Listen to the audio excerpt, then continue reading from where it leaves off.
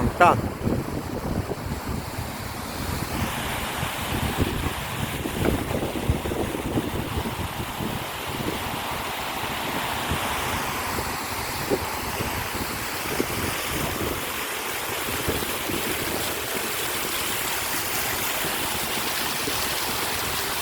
Sonu samal olarak.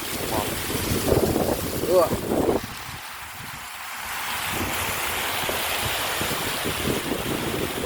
Görəm canlı cağandayım. Muz da. Ketke orada.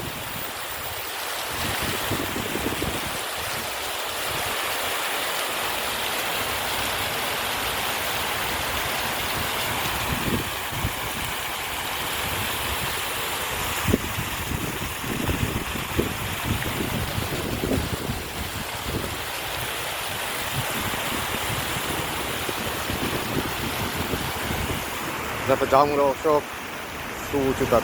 Görünüyor daha görünmüyor çağı. Ana. Konu.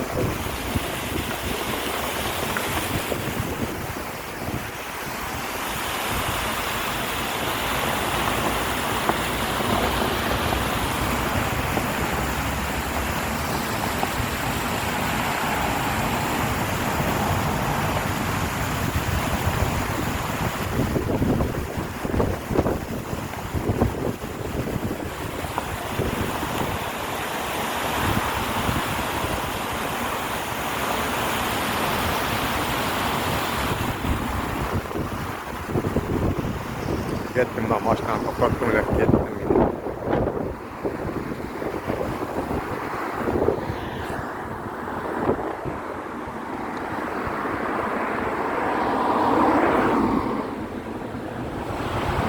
Çamur cağanda hayvanda bir son olur.